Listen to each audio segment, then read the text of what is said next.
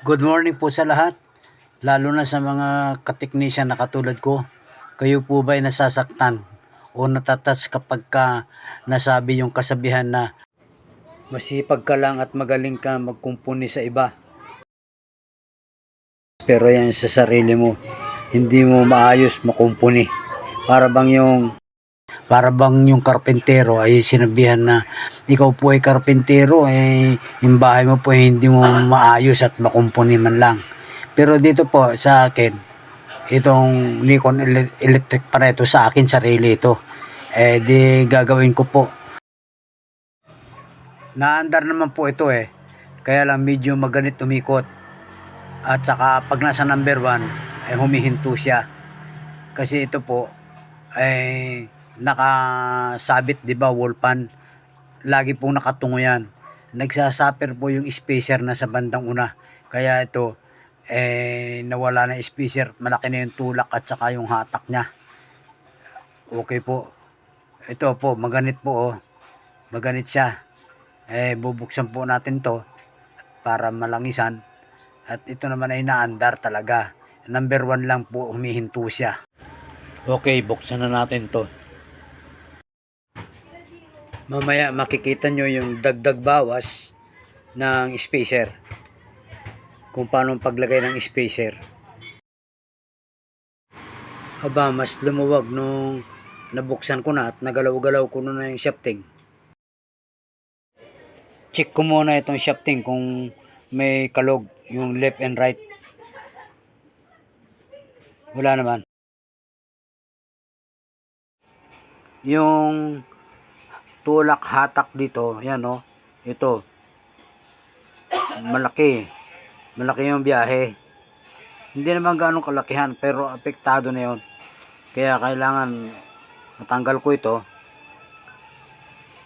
para mabuksan siya ng maayos at malagyan ng langis. Kailangang mailabas ang shafting para yung shafting ay ma-check kung matigas, may groove na at malangisan.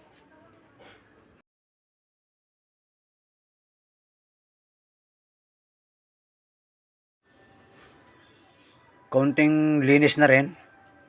Ito, may alikabok na rin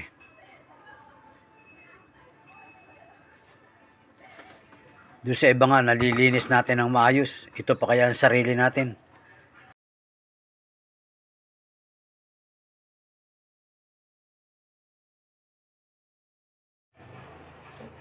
Ito yung sinasabi ko, hatak, tulak, hatak, tulak. Malaki siya Dadagdagan ko ng spacer dyan. Yung sapat lang. Tatanggalin ko na rin to para hindi ako mahirapan.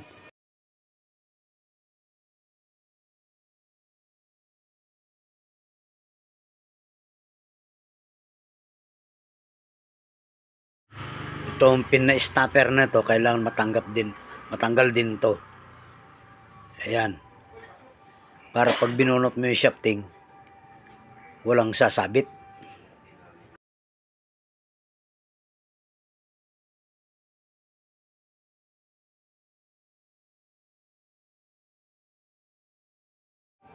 Siyempre, yung 4 na tornilyo rito, alisin natin. Para talagang mapaghiwalay na yung cover. Ito pa. 4 lang naman to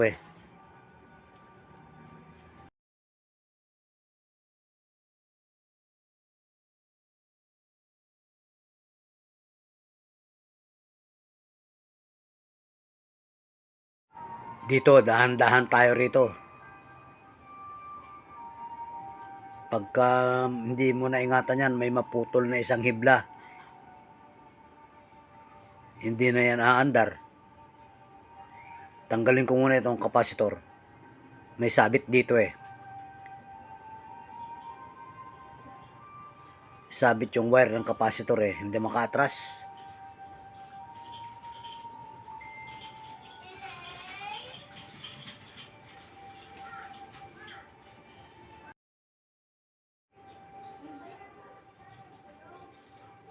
Iyon. Natanggal ko na. Meron agad na putol dito, yung wire strap. Malutong na. Pero itong isa medyo okay pa. Papalitan ko kaagad yan. Kasi pagka nahatak mo ang mga winding niyan, naputol ang isa dyan, malaking problema. Kaya ito, lalagyan ko kaagad nito kapalit nung malutong na naputol na yon. Yan.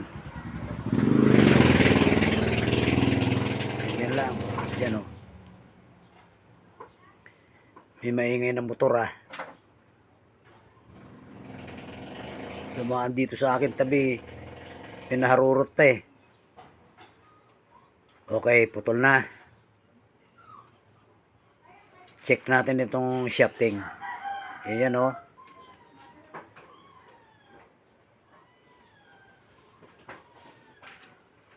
Wala na yung ano rito, spacer. Ito, yung spacer dito na wala na. Pero okay pa naman, wala namang bumabaywang o kaya groove. Dito, liliyahin ko muna yan. Kailangang maliha ito para pag binunot ko palikod, walang sabit. Kasi kung masikip yan, tatama sa buhusing yan.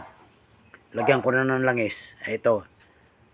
Para pag hinugot ko rito sa likod, walang sabit. Walang groove to. Walang groove. May maitim na nga lang. Mamaya lilahin ko yan.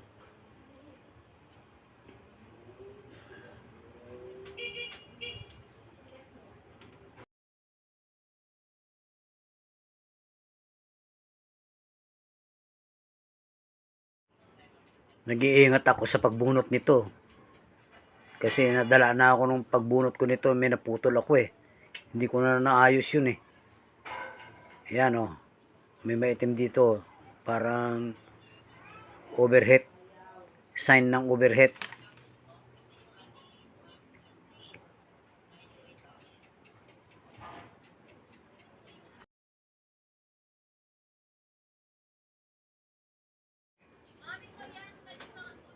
Ito may kaunting sabit. Ayun. Ito, maitim na Isipin mo yan. Kaya nangitim yan nag-overheat ito kapag ka naka number 1 namamatay ito Dito, mayroong itim. Parehas dito. May itim dito. Lilihahin lang ang katapat niyan. Liha lang ang katapat yan Pupunasan ko lang yan ang basahan muna. Saan ba yung basahan ko rito?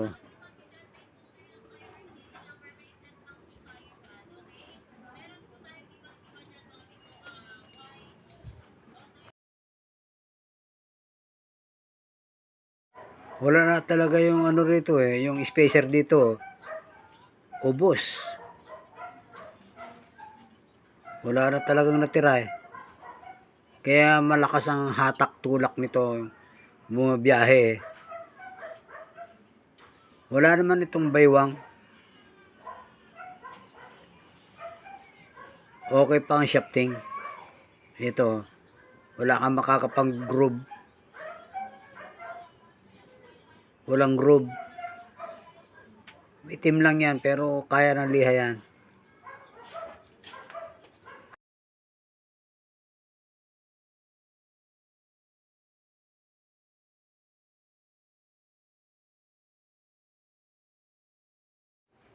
Ito na yung liha.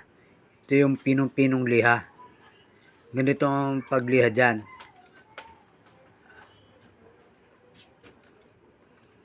Atras ko muna to para swabe yung pagliha ko.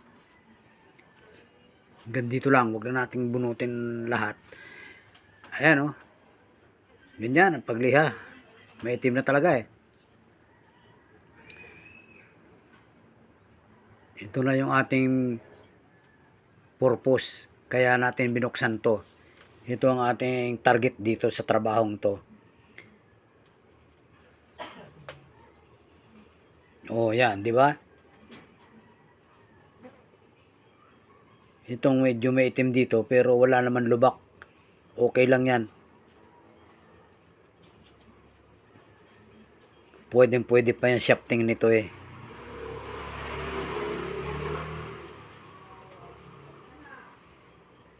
Dito sa bandang likod.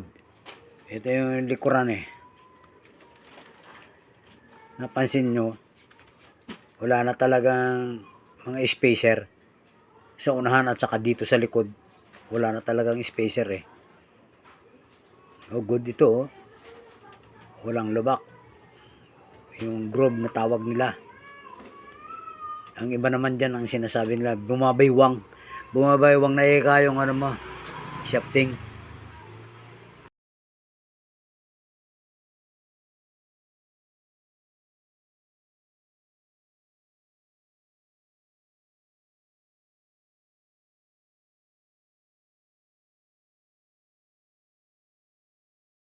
Kukunin ko lang yung mga spacer ko.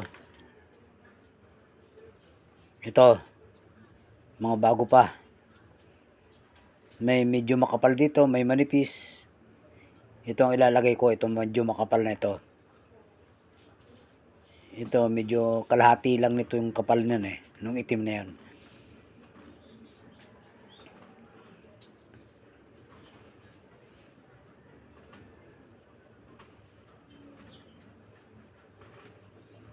Papasok ko na uli ito. Okay.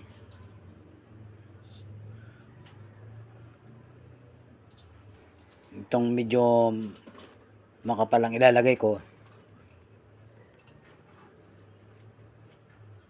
Bahala na mamaya. Kung masikip siya, magbabawas tayo. Madali lang naman bawasan yan eh. Kahit medyo matagal ang trabaho, basta maganda. Lalo pang sarili mo. Kailangan, bubunutin ko to. Sa kabila ko ilalagay yung shafting, ay yung ano, spacer. Hoy, matigas. At saka parang malutong na to. Parang baka maputol pa at mapunggal to. Wag na lang. Dito na rin din, dito na rin ilalagay. Kasi kung minsan sa kabila ako naglalagay ng spacer eh.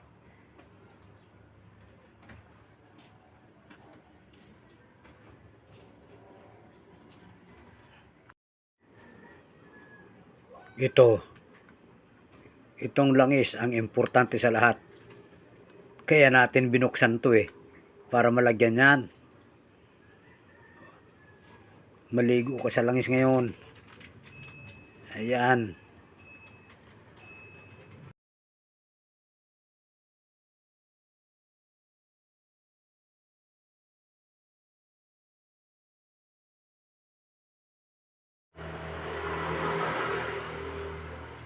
Ibabalik ko na sa loob. Ayan. Ganyan ang salpak niyan.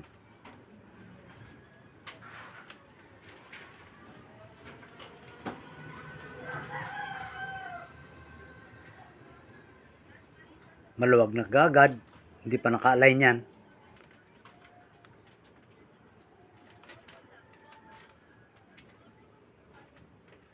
Hop, teka. Medyo mahirap maglagay ah.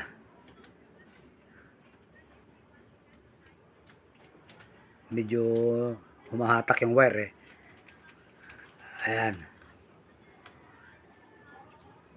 Hindi lang naka-sentro.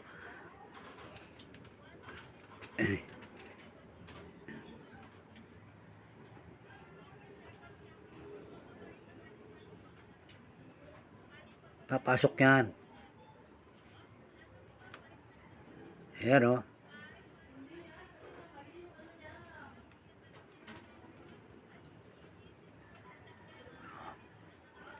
Oh, yan.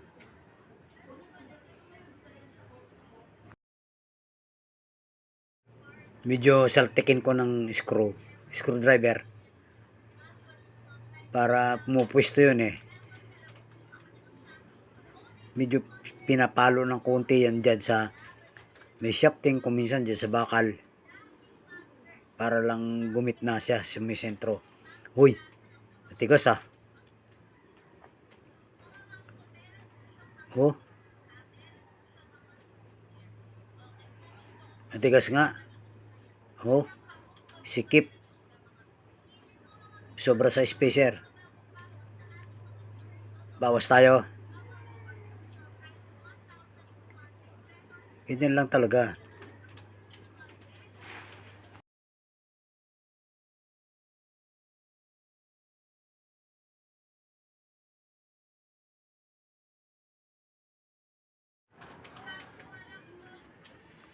Magbabawas ako ng spacer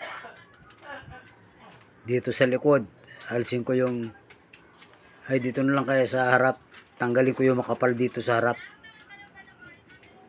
Makapal yung nilagay ko rito sa harapan eh. Yung kulay itim to.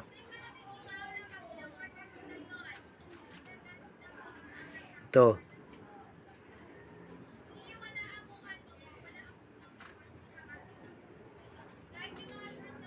Papalitan ko ito ng kulay brown. Medyo manipis yun eh, yung brown.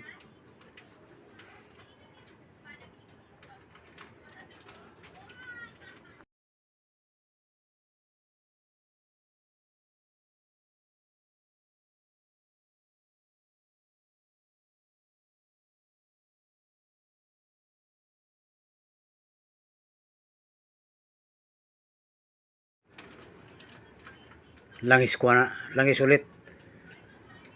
Siyempre tuyo yung spacer na yan. Okay.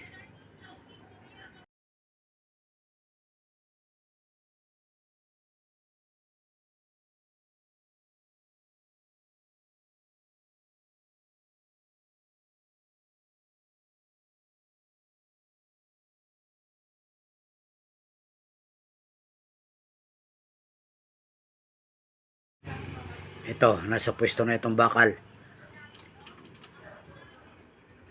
Okay, nakapwesto ng stator. Pasok ngayon.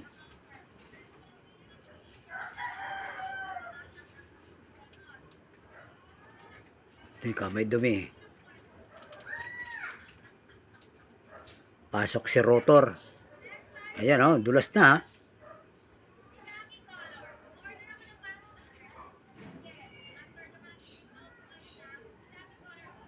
Ayan. Tingnan natin kung okay yung pagkakabawas ko.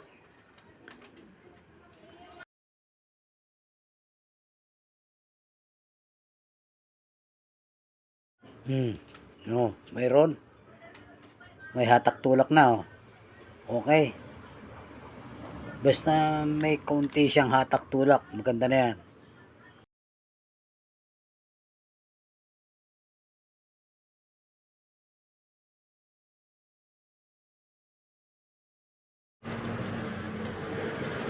Tornilyo na natin.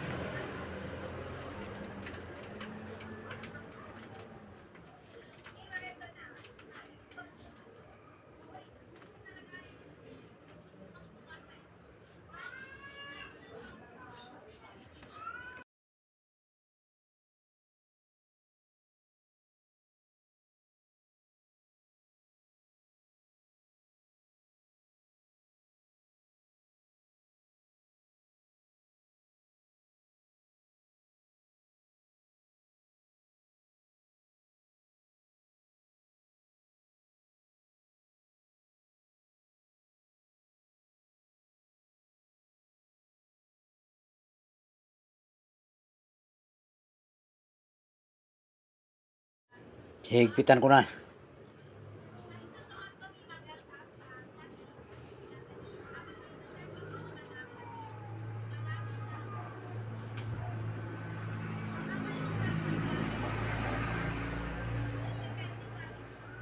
Yan, mahigpit na yan.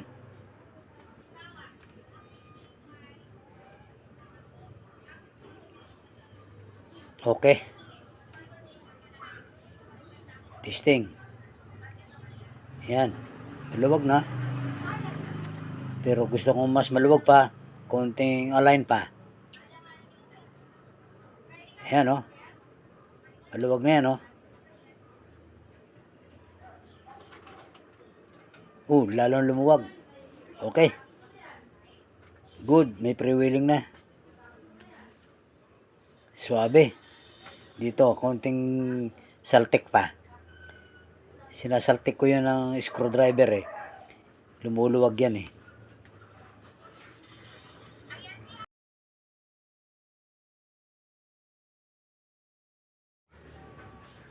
Babalik ko na yung hinang dito sa capacitor. Ayan. Kahit naman magkabaliktad to, okay lang to kasi ito wala naman itong polarity. Hindi katulad ng electrolytic capacitor eh. May polarity yun, masamang magkabaliktad doon. Okay. Dikit na. Tibay na oh.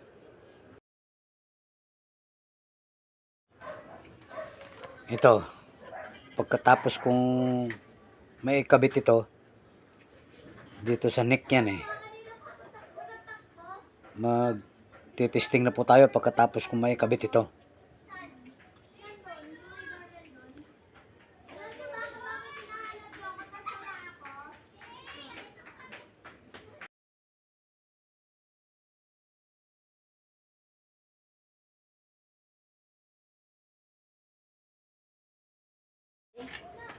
Ito yung arm para sa swing.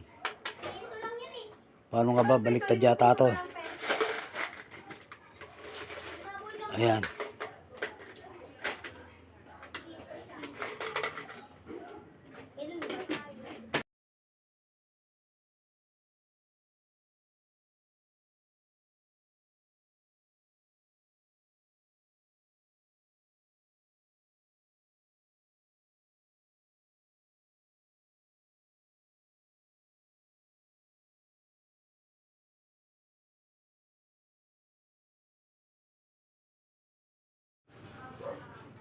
Okay.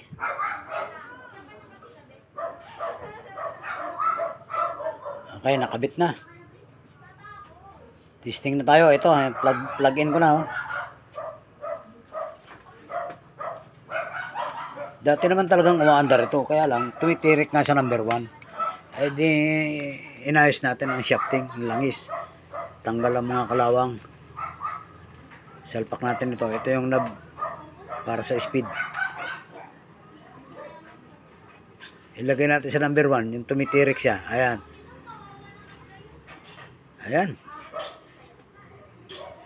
Naku, suabe.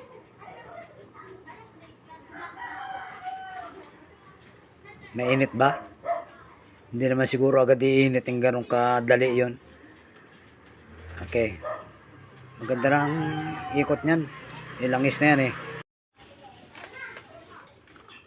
Ito yung ating ginawa. Yung atras abante ng shafting nito. Maganda na oh. Meron na. Okay. Salamat po sa panonood. Thank you.